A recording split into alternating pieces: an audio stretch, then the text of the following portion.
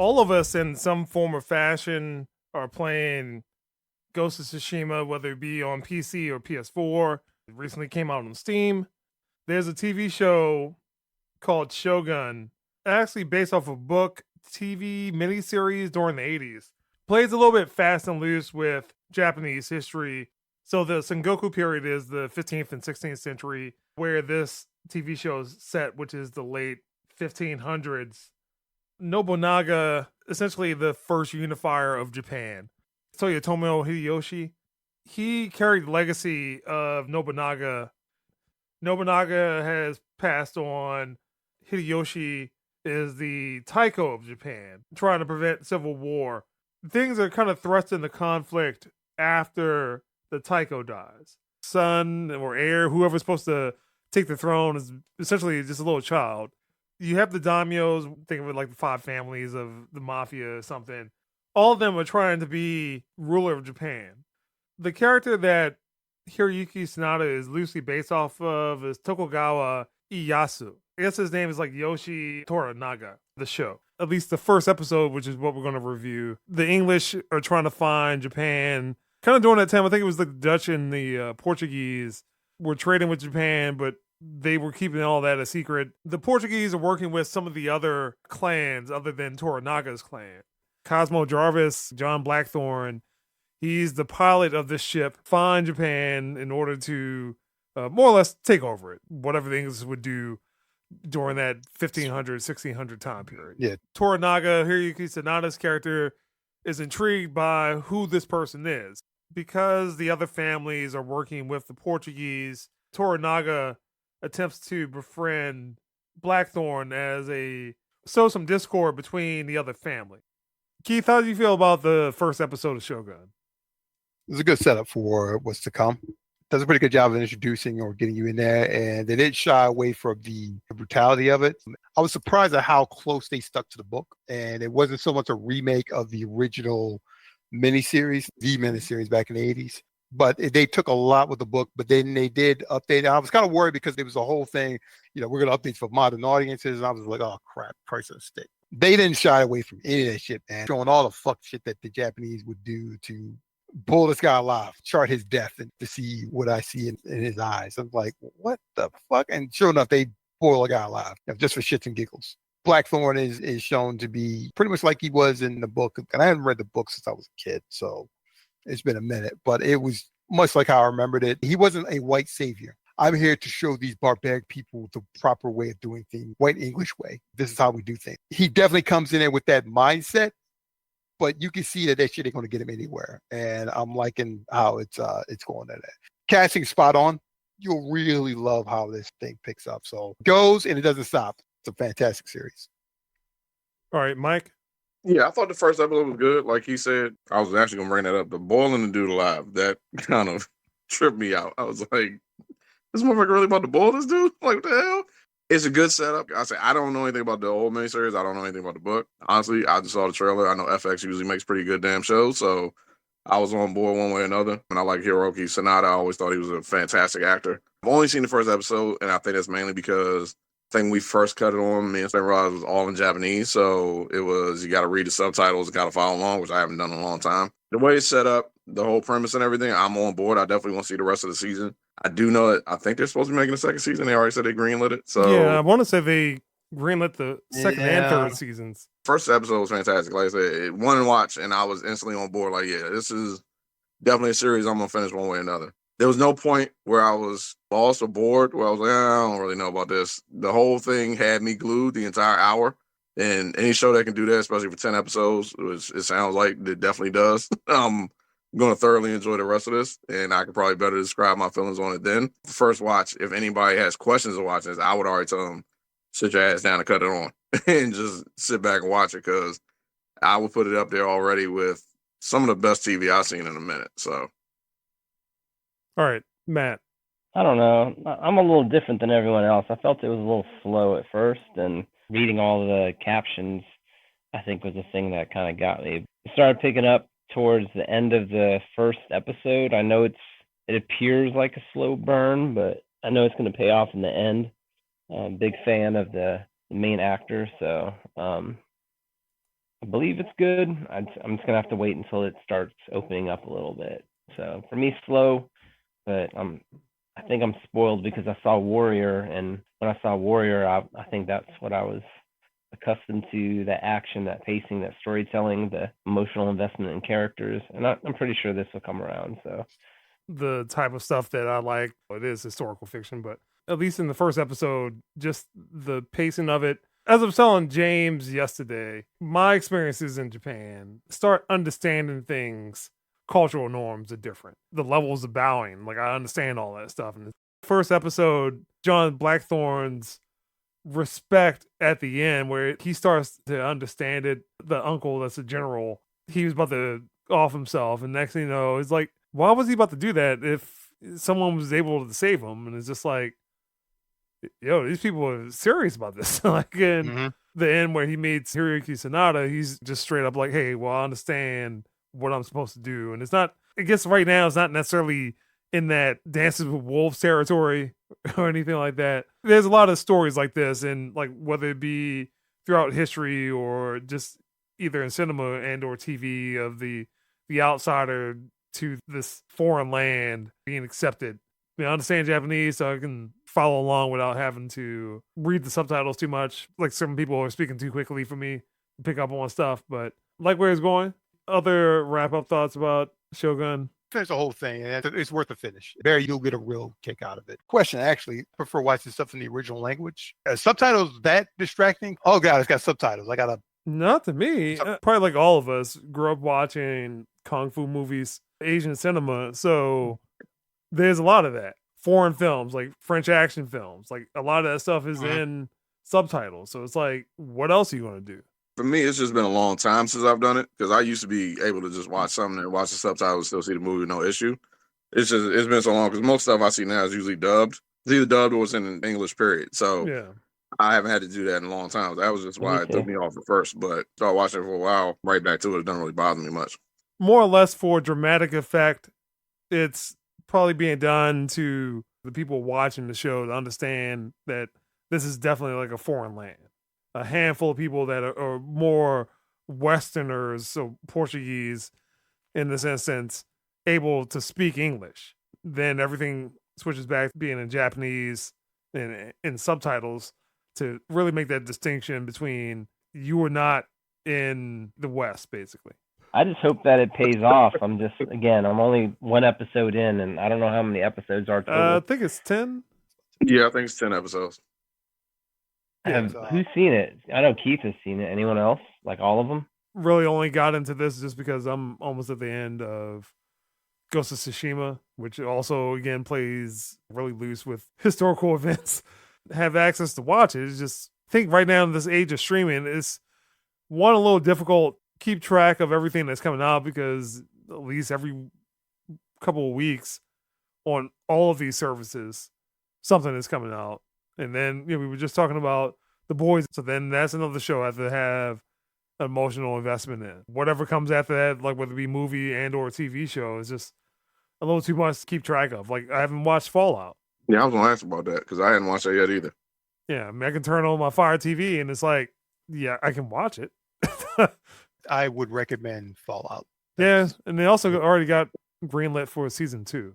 There's a group of filmmakers out there. They read the writing on the wall, and they're like, we're tired of this dumb shit. We're not going to do dumb shit just to put it in there because so-and-so up the corporate ladder says so. If they're going to tell us to do this, we're going to do it intelligently. And Fallout's one of those shows where they check off all that DEIJ boxes. Very well done. I'm just hopeful that they don't, made by the same people who did Westworld, and Westworld had a phenomenal first season. Fallout's really good. I liked it. There's a whole bunch of stuff that I need to be watching at some point, and I guess we can briefly talk about the Acolyte and like whatever feelings people have about it. I know Mike just said he's turned it off. Played it twice, and I've not gotten through the first 5 minutes. I don't know if that's just because each time I cut it on late and I'm just tired, so I end up falling asleep, but then I go, that can't be it, because The Boys, I watch The Boys I've cut that on sometimes at like midnight, going, I'll cut it off when I get tired, and I'll watch that motherfucker easily. Same thing with Invincible. I watch Invincible late, and I'm never asleep. Acolyte, I cut that thing on, I was knocked out. Trash. Like Matt said, the way it started, I immediately was just like, the fuck? I know it was, I had to cut it on during the day, see if I could pay attention then. Emotional investment for anything Star Wars right now for me is at an all-time low. Going back and watching anything from the first two trilogies, where that might have been maybe in 2015, 2018, where like, hey, I'm going to watch a clip or something. Maybe aside from the first couple of seasons of Mandalorian and then all these other spinoffs, Solo was a thing. Stuff just starts to wear on you after a while. Star Wars lore is so heavy.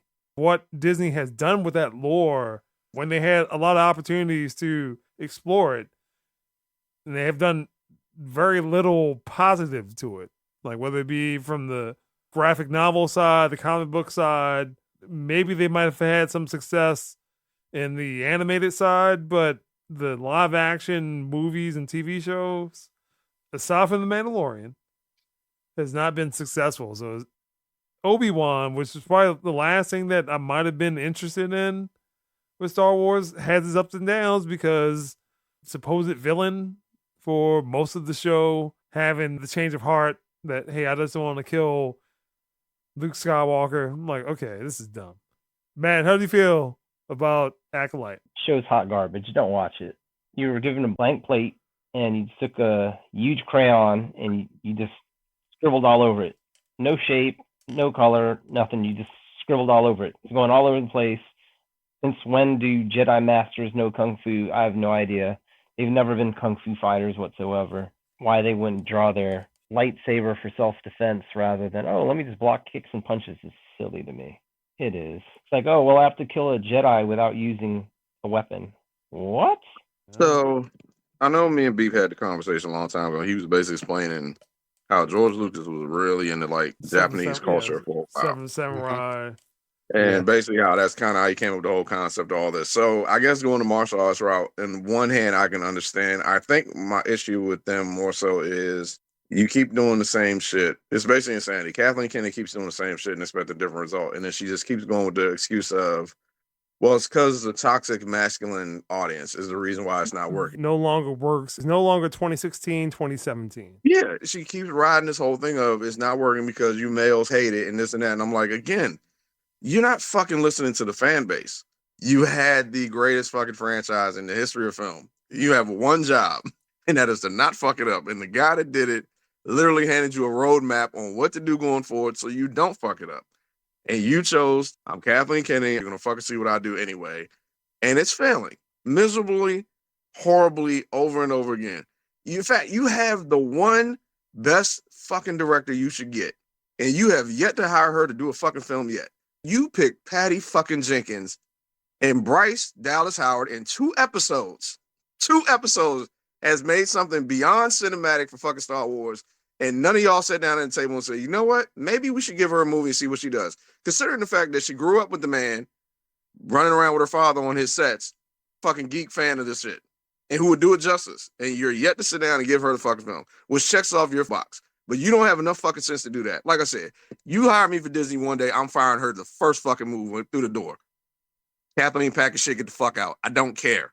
You can come back next week, but while I'm here, you won't be. Out. Go. Bye. Fucked it up. You're not fucking it up anymore. People fail upwards. I do not understand how the fuck you still have a job. You have ruined fucking Star Wars. Star Wars. You fucking ruined it. You cannot fix it. And it's beyond comprehension because it's the easiest shit in the fucking world to fix. Because like comic books, you got graphic novels that already laid the fucking shit out for you. All you gotta do is fucking follow it. What the fuck's so hard about that? Not a damn thing. But your dumb ass keeps fucking it up. Keep losing money because none of us are gonna watch this shit. If we do, we're probably watching while we're farting and playing video games, doing something the fuck else. Anyway, that's it. You fucking suck. You're terrible. And I'm tired of this shit. And I'm done ranting. Y'all go on. I'm tired. I can't do it no more. Star Trek, destroyed by the same person, J.J. Abrams, keeps our nemesis. It has taken, Into Darkness was 2011, 2012, somewhere around that. Wasn't really until Strange New Worlds Star Trek started to turn around a little bit.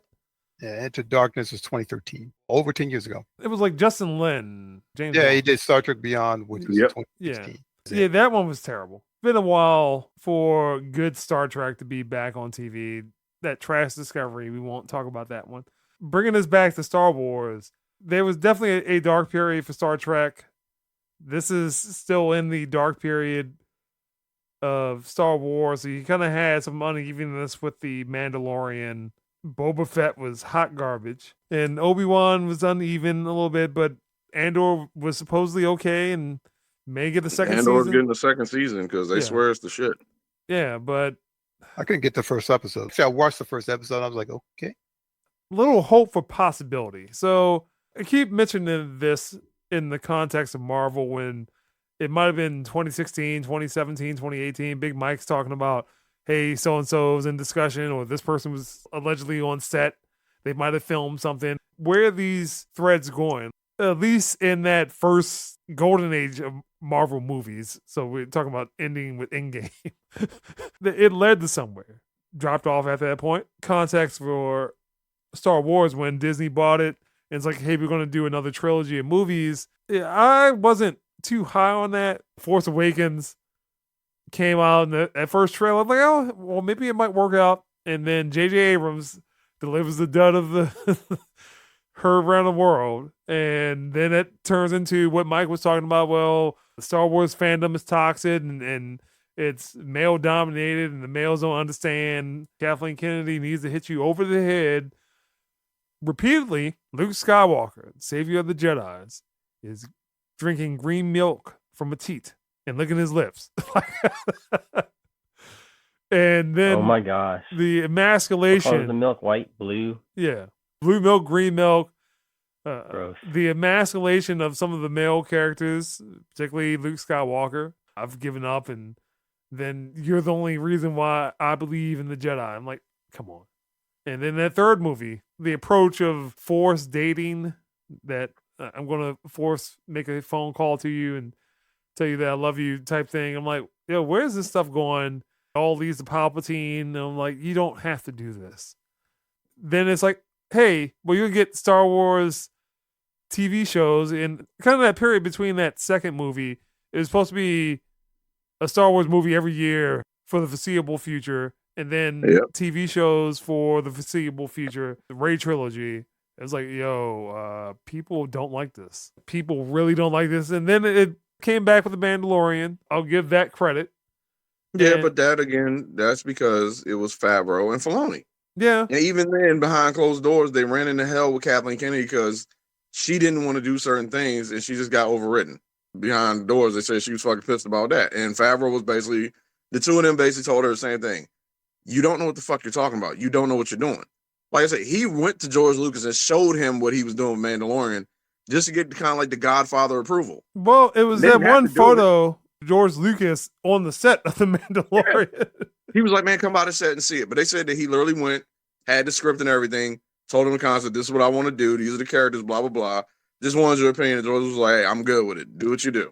And Disney rolled out the formula for a lot of those movies and TV shows. So Rogue One might have been the only success out of some of the movie side of things. That's actually a bad thing. Wasn't that movie almost 80% done? She saw it and she was like, we film all this shit. That was like the first one. She was just going back there. No, I don't like any of this. We're just going to replace all this and redo it. Because you could tell, because the Rogue One, it was like, wait a minute, why is the invasion scene kind of like almost like a war movie? And the rest of the shit looks kind of off. Like it felt like it looked like two different directors were Well, that directing was it. what the original approach was supposed to be. That it was supposed to be either Band of Brothers or Saving Private Ryan, but Jedi version of that. Nope, I don't like it. And then she had success with it. It was like, oh, everyone likes it. I did good. My thinking is correct. Everyone else's thinking is wrong. Wound up canceling all those movies because Patty Jenkins was supposed to have a movie or supposed to have a trilogy. The D.B. White announcement and everything. Yeah, the D.B. Weiss, the people, the Game of Thrones dudes, they were supposed to have a trilogy. Kill Game of Thrones just in order to get their movie going. But I want to say there was supposed to be maybe a Dave Filoni trilogy. Yep. Yeah, Dave Filoni was supposed to get a trilogy. Then you get the Acolyte. Well, I forgot about Ashoka. I didn't watch that. Ahsoka was hard. That was a hard one to kind of stomach there. Oh man. That one was okay. I don't Yeah, okay. know. No man, I saw that thought it was comic. okay. I saw the fight scenes, man. That shit was terrible. Like some of the scenes was awkward and just cringy. I was like, oh, Yeah. god damn it, god damn it, god damn it, god damn it, damn it, damn it, damn it. Star Wars isn't not in a good spot right now. Star Wars franchise, I guess, until something changes. Kathleen Kennedy steps down, gets fired. Nah, it's not gonna happen. She gets knows where the bodies are buried. Struck down with a lightsaber or something. That's the only way that Star Wars will be saved. I mean, my Blade movie. Yeah, you need to get that shit up, though. Yeah, my Blade movies. I don't know what's gonna happen with that Blade movie. Every time they kind of take 2 steps forward, it like takes 10 steps back. I don't know what the hell's going on. Yeah, I mean, the Blade movie got announced the same time as Thor: Love and Thunder, Black Widow, The Eternals, Shang-Chi, and somehow that one movie can't come out. We're talking about Disney churned out trash Star Wars movies and trash Star Wars TV shows, but I can't get my Blade movie. Do you understand? Do you understand? I don't know what dirt she got, but she got something, boy. They will not leave her be. The ludicrous nature of the fact that I can't get one Blade movie. All this Marvel trash. Some of those TV shows weren't good. Why didn't you give the budget to She-Hulk to Blade? Because they don't want you to be Happy Berry. Which then means I have to go back and watch Blade 1 and 2. I think Matt and I did that one weekend. We did. We watched Blade 1 and 2. This is good.